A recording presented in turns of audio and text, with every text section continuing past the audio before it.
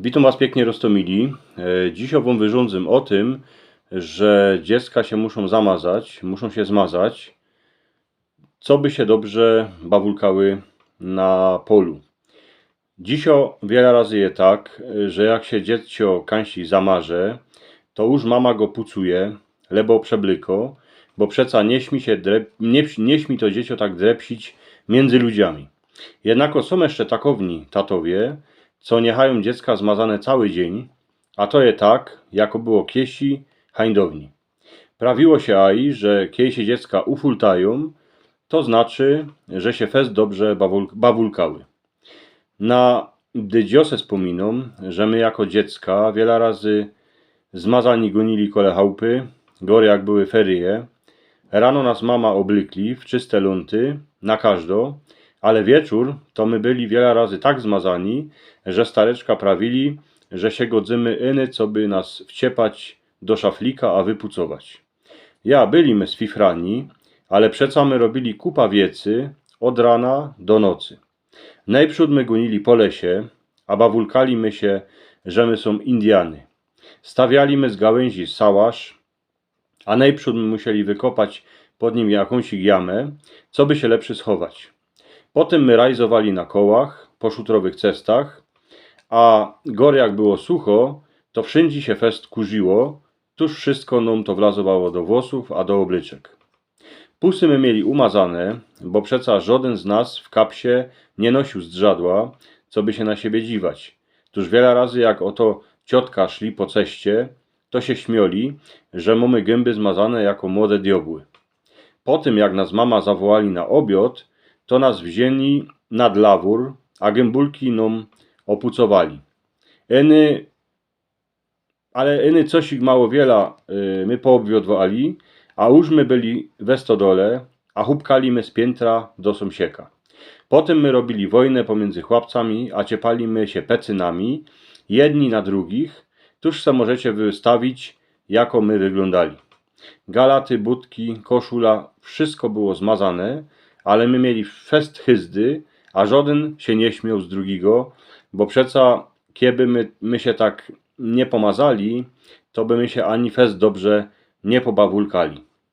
Dziecka jak goniły, to wobec nie dawały pozór, że mają jakiś flek na oblyczkach albo zamazane packi. Ważniejsze było to, co by gonić kole chałupy, bo przeca zaś jedni są policajtami, a ci inksi to są też kłudy.